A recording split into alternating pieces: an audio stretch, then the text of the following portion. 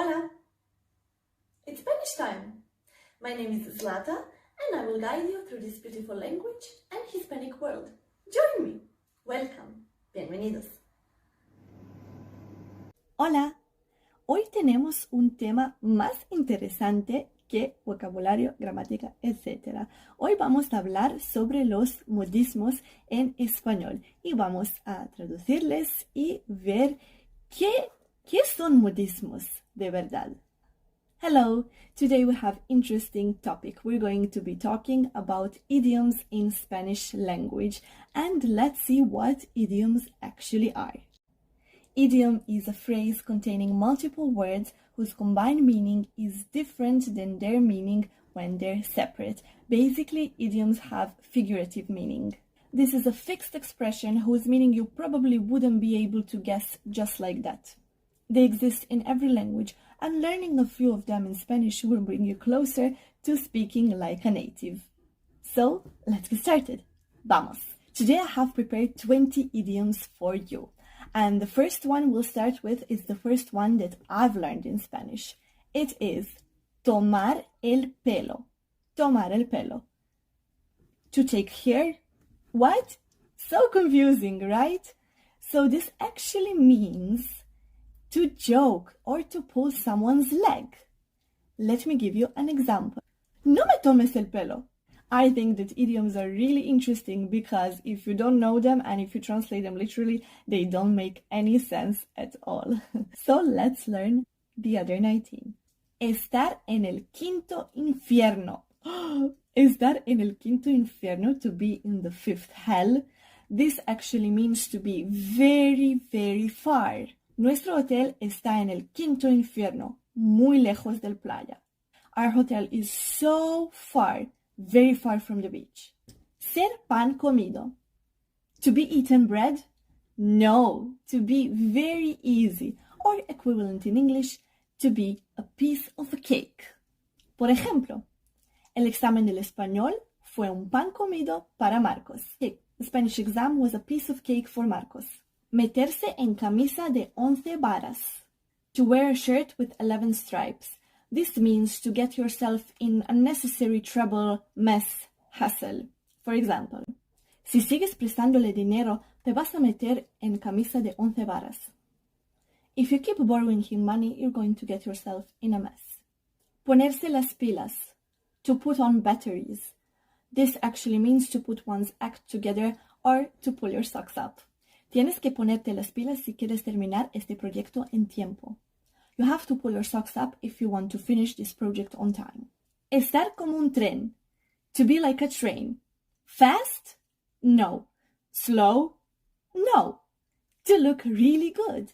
Ayer vi a Lucía después de 2 años. Está como un tren. Yesterday I've seen Lucía after 2 years. She looks really good. Costar un ojo de la cara. To cost an eye from the face. To be very expensive. Equivalent in English to cost an arm and a leg. El nuevo iPhone cuesta un ojo de la cara. The new iPhone costs an arm and a leg. Hacerse el sueco. To pretend the Swede. This means to pretend that you don't know something or don't understand something. Cuando le pregunté sobre lo que pasó, se hizo el sueco y cambió de tema. When I asked him about what happened, he pretended he didn't know anything and changed the topic. Ser uña y carne. To be very close and friendly with somebody. Or as thick as thieves. Ana y Pilar son uña y carne. Hacen todo juntas. Ana and Pilar are thick as thieves. They do everything together. Hablar por los codos. Very funny, to talk through the elbows. This means to talk a lot. Mi tía siempre habla por los codos. My aunt always talks a lot. Estar en las mismas. To be in the same situation or to be in the same boat. Esta situación no está buena para nadie. Todos estamos en las mismas. This situation is no good for anybody. We're all in the same boat. Dar en el clavo. To hit the nail on the head. To be spot on, just in the target. Dio en el clavo con su respuesta. He hit the spot with his answer. Meter la pata. To put a foot in it. Or to screw up, to make a big mistake. Metí la pata cuando la llamé por el nombre equivocado. I screwed up when I called her by the wrong name. Tener la mosca detrás de las orejas. To have a fly behind your ears. This means to be suspicious of something. Tengo la mosca detrás de la oreja con su oferta. I'm suspicious of his offer. Ser un cero a la izquierda. To be the zero on the left. This means to be useless or unimportant. Siento que soy un cero a la izquierda en grupo de mis amigos. I feel like I'm not important in my group of friends. Poner el dedo en la llaga. To put finger on the wound.